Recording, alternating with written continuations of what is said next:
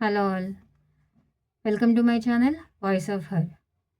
ఈ వీడియోలో పీసీఓఎస్ వచ్చిన తర్వాత నేను చేసిన మిస్టేక్స్ ఏంటి, అది నా బాడీ మీద ఎలాంటి దుష్ప్రభావాలు చూపించింది అనే దాని గురించి మనం తెలుసుకుందాము.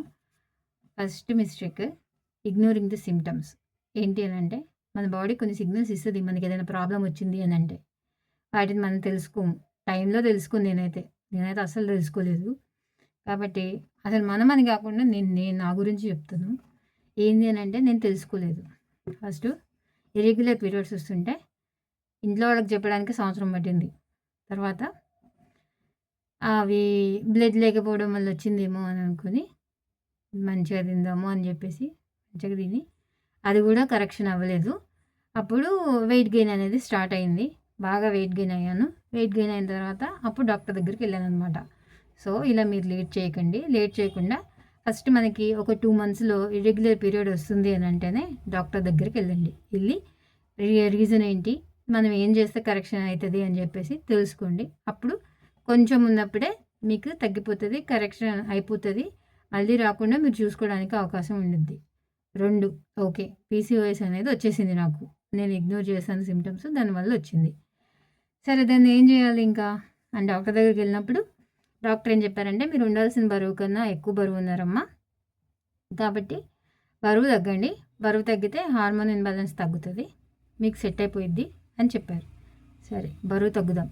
ఎలా తగ్గాలి? నాకు తెలిసింది ఒకటే, తక్కువ తింటే తగ్గిపోతారు. కాబట్టి అప్పటి నుంచి అన్నీ తక్కువ తినడం స్టార్ట్ చేశాను అనమాట.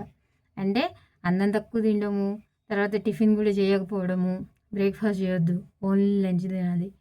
అది తినేసేసి నైట్ కూడా తక్కువ తింటే అయిపోతుంది, నేను సన్నగైపోతాను అని. ఆ తర్వాత ఆ పౌడర్లు, ఈ పౌడర్లు, వెయిట్ లాస్ పౌడర్లు, అవి ఇవి అని చెప్పేసి బాగా కడుపులోకి ఆ పౌడర్స్ అవి ఇవి కూడా వాడాను అనమాట. సో అయినా కూడా ఫలితం ఏమీ రాలేదన్నమాట.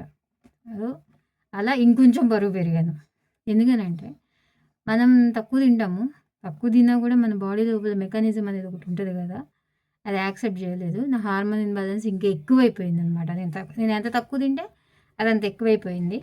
దానివల్ల ఇంకా పీరియడ్ సైకిల్స్ అనేవి చాలా వరస్ట్ అయిపోయినాయి. దానివల్ల హెవీ బ్లీడింగ్ కూడా అయింది. హార్మోన్ ఇన్బ్యాలెన్స్ ఎక్కువ అవడం వల్ల కంటిన్యూస్ బ్లీడింగ్ అయ్యి, దాని తర్వాత ఐరన్ డెఫిషియన్సీ, తర్వాత హిమోగ్లోబిన్ లెవెల్స్ తక్కువ అవ్వడము, తర్వాత వీక్నెస్, హెయిర్ ఫాల్, ఇవన్నీ వచ్చినాయి అనమాట. కాబట్టి మీరు కూడా బరువు తగ్గాలమ్మా అని చెప్పినప్పుడు తక్కువ తింటే తగ్గిపోతాము అన్న అపోహ నుండి పీసీఓఎస్ పేషెంట్స్ ఎవరైనా సరే ఫస్ట్ బయటకు వచ్చేసేయాలి. ఆ తర్వాత ఎక్సర్సైజ్ అనమాట. అంటే నేను డైట్ చేస్తే తగ్గిపోతాను, ఇంకేం ఎక్సర్సైజ్ చేయాల్సిన అవసరం లేదు అని నేను అనుకున్నా. నేను ఫస్ట్లో అవసరం లేదు ఎక్సర్సైజ్, తక్కువ తింటున్నా కదా తగ్గిపోతాను అని అనుకున్నా. కాబట్టి నేను ఎక్సర్సైజ్ ఏది చేయలేదన్నమాట. అది కూడా వన్ ఆఫ్ ద రీజన్ నా వెయిట్ పెరగడానికి. హార్మోన్ ఇన్బ్యాలెన్స్ సెట్ అవ్వకుండా వెయిట్ ఇంకా కొంచెం పెరగడానికి అది ఒక వన్ ఆఫ్ ద రీజన్ అనమాట. 4, ఇంకొకటి ఏంటంటే స్లీప్ సైకిల్ ఎంత ఇంపార్టెంట్ మన బాడీకి అనేది ఏమీ తెలియదు నాకు. సో తక్కువ తింటాము, తిన్న తర్వాత నైట్కి ఆకలేస్తుంటుంది. తర్వాత వీడియోలు చూస్తా, సినిమా చూస్తా, అలా నైట్ లేట్గా పనుకోవడము, పొద్దున్నే మళ్ళీ పనులు ఉంటాయి కదా మనకి, కాలేజో ఆఫీసో ఏదో ఒకటి, అలా తొందరగా లేవడము. సో సరైన 8 hours sleep, 7 hours sleep, good quality sleep అవన్నీ ఏమి ఉండేవి కాదు. దానివల్ల కూడా నా హార్మోన్ ఇన్బ్యాలెన్స్ ఇంకా పెరిగింది. అది కూడా ఒక కారణం అనమాట. నా బాడీ అంత స్ట్రెస్కి గురవడానికి అది కూడా ఒక కారణము. కాబట్టి మీరు టైంకి అనుకొని టైంకి లేవండి. నేను తెలుసుకునేది అయితే ఇది దీని నుండి. తర్వాత ఇంకొక మిస్టేక్ ఏంటి అని అంటే, స్ట్రెస్, ఓవర్ థింకింగ్. ఇది నేనైతే అస్సలు అవాయిడ్ చేయలేను. ఎందుకంటే నాకు ఓవర్ థింకింగ్ వస్తుంది, నాకు స్ట్రెస్ కూడా వస్తుంది. నా బాడీలో ఏదైనా పని చేయట్లేదు, లేకపోతే ఏదైనా ప్రాబ్లం ఉంది అని అంటే దాని గురించి తిరుగుతూ ఉండేది నా బుర్రలో. ఏమైంది, ఎందుకైంది, నేను తక్కువ తింటున్నా కదా అయినా కూడా ఎందుకు తగ్గట్లేదు, ఇలా ఎందుకవుతుంది, అలా ఎందుకవుతుంది అని నాకు నేనే క్వశ్చన్లు వేసుకొని నాకు నేనే ఓవర్ థింక్ చేసుకుంటా, నాకు నేనే ఒక స్క్రిప్ట్ రాసుకుంటాను అనమాట బ్రెయిన్లో హెల్త్ గురించి. కాబట్టి అప్పట్లో, ఇప్పుడు కాదు, ఇప్పుడు కొంచెం తెలివి వచ్చింది కదా, అప్పట్లో బాగా ఉండేది ఆ ఓవర్ థింకింగు, పిచ్చి అనేది. కాబట్టి మీరు అలా చేయకండి.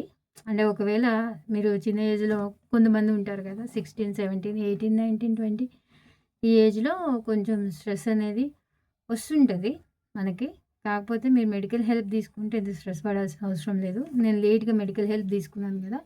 కాబట్టి నాకు స్ట్రెస్ ఎక్కువయింది. నా గురించి నేనే ఆలోచించాను. డాక్టర్ ఆలోచించలేదనమాట. నేనే ఎక్కువ ఆలోచించుకొని, నేనే ఎక్కువ స్ట్రెస్ తీసుకొని, ఇంకా సింప్టమ్స్ అనేవి వరస్ట్ అయినాయి. సింప్టమ్స్ అయినాయి వరస్ట్. తర్వాత మందులు గూడా పనిచేయవబ్బా! స్ట్రెస్ అను నీకు ఇది ఓవర్ థింకింగు, తర్వాత స్లీప్ ఇవన్నీ ఏవి లేకపోతే మనం లైఫ్ స్టైల్ చేంజ్ చేసుకోకపోతే మందులనేవి పనిచేయవు. ఓకే. హార్మోనల్ పిల్స్ ఇస్తారు. హార్మోనల్ పిల్స్ వల్ల నీకు రెగ్యులర్ పీరియడ్స్ అయితే వస్తాయి గానీ, నీ లోపల ఏ మెకానిజం అయితే డిస్టర్బ్ అయిందో, ఒక మెటబాలిక్ డిజార్డర్ అని అంటున్నారు గదా! అదేదైతే డిస్టర్బ్ అయిందో దాన్ని కరెక్ట్ జేసుకోవడానికి మనకెలాంటి అవకాశం ఉండదనమాట. కాబట్టి లైఫ్ స్టైల్ చేంజెస్ అనేవి చాలా ఇంపార్టెంటు. నెంబర్ 1 ఫస్టు మీకు సింప్టమ్స్ వచ్చినప్పుడు డాక్టర్ దగ్గరికి వెళ్ళండి. వాటిని ఇగ్నోర్ చేయకండి. 2 ప్రాపర్ డైట్ అనేది తీసుకోండి. హెల్ప్ తీసుకోండి. అలానే ఈ డైట్ గురించి ప్లీజ్ ఎలాంటి బయట మనకి ఆఫర్స్ ఉంటాయి గదా! ఒక నెలలో 20 కేజీలు 20 కాదులే. ఒక నెలలో 10 కేజీలు తగ్గారు. ఒక నెలలో 5 కేజీలు తగ్గారు అని జెప్పేసి. అలాంటి వాటికి వెళ్ళకండి. ఇంకోటి సర్టిఫైడ్ కాని డాక్టర్స్ మీరు డైట్ తీసుకోవాలంటే అట్‌లీస్ట్ వాళ్ళు డైటీషియన్ అయ్యుండాలి. లేదు అనంటే న్యూట్రిషనిస్ట్ అయినా అయ్యుండాలి. అలా లేకుండా సర్టిఫైడ్ లేకుండా పెద్ద పెద్ద యాడ్స్ జూసి లేకపోతే మేము హార్మోన్స్‌ని కంట్రోల్ చేస్తాము అని కొంతమంది చెప్తారు. అలా కంట్రోల్ చేసే మెకానిజం ఇంకా రాలేదు. దేవుడేం కనిపెట్టలేదు.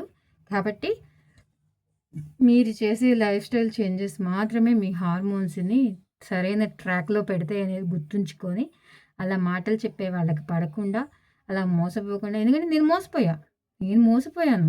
ఓకే. నేను ఇంత సఫర్ అయినా గూడా ఎక్కడో ఒక చోట నేను మోసపోయాను. కాబట్టి అలాంటి వాటికి పడకండి. డైట్ గురించి, వాటి గురించి తెలుసుకొని మీరు మంచిగా డైట్ చేసి హెల్తీగా అవ్వండి. Next exercise. అట్‌లీస్ట్ వాకింగ్ జేయండి. ఫస్ట్ వాకింగ్‌తో స్టార్ట్ చేయండి. స్టార్ట్ చేసిన తర్వాత ఎక్సర్సైజ్ అనేది మీకు ఏది ఇంట్రెస్ట్ ఉంటే అది చేయండి. ఏదో ఒక ఫిజికల్ యాక్టివిటీ చేయండి. తర్వాత నెక్స్ట్ స్లీపు. టైంకి పనుకోండి. టైంకి తినండి. టైంకి పనుకోండి. టైంకి లెవ్వండి. తర్వాత ఇంకోటేంటంటే స్ట్రెస్, ఓవర్ థింకింగ్. నేను నా దాన్ని కంట్రోల్ చేయలేకపోయాను. మీరు మీ బ్రెయిన్‌ని కంట్రోల్ చేయగలిగితే ఈ స్ట్రెస్‌ని, ఓవర్ థింకింగ్‌ని తీసేసేయండి.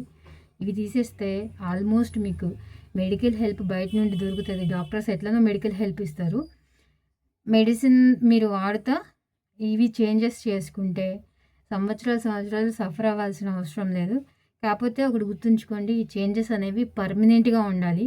మనం 10 కేజెస్, 20 కేజెస్ తగ్గేంత వరకు ఉంచుకొని ఆ తర్వాత నాలాగా మళ్ళీ వదిలేసారనుకోండి, మళ్ళీ రిపీట్ అయితది. మళ్ళీ సైకిల్ స్టార్ట్ జేయాలి. మళ్ళీ అదంతా జేయాల్సొస్తది.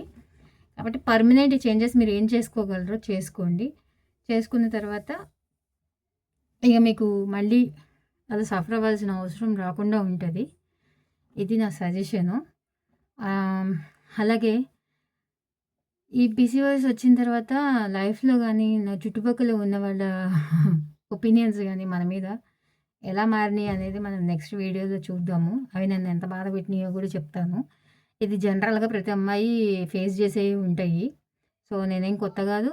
అలాగే నాతోనే ఇది ఆగిపోదు. కాబట్టి ప్రతి అమ్మాయి ఫేస్ చేస్తూనే ఉంటది. అవేంటనేది మనం నెక్స్ట్ వీడియోలో మాట్లాడుకుందాం. ఈలోపు మీరొక పని జేయండి. సబ్స్క్రైబ్ జేయండి, లైక్ జేయండి, షేర్ జేయండి. Thank you.